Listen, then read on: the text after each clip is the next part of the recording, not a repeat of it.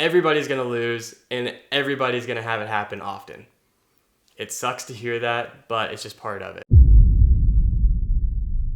Hey, what's happening? What's going on, everybody? Welcome to another YouTube video where we're talking about day trading. My name is Matt.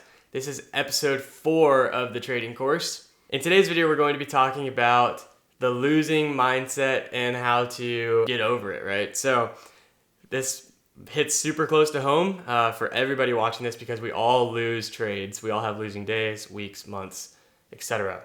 Unfortunately, it's just part of trading. So how do you combat that drag of a big losing day? I have days on this YouTube channel you can go back and see, but days all the time where I'm down several $1,000s. It sucks.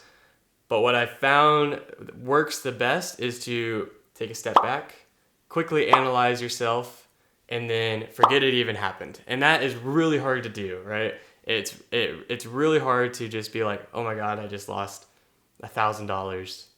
And then to not just like dwell on that. But the problem is that if you start thinking about that throughout the night and into the next morning, when you come into the trading desk, you're still thinking, oh my God, I lost $1,000. And then that really affects your judgment on your trades. And before you know it, you have another red day. So the number one tip for getting out of that mindset is to just quickly analyze what you did, maybe write it down. Maybe you know what was happening while you were trading and you just couldn't get out of it, right? That happens a lot of times. You got to take a step back. It happened, it's already done, there's nothing you can do about it, but you have to come back the next morning feeling fired up and ready to win, right? So when you're trading and when you're learning how to trade, you're gonna have a lot of days like this.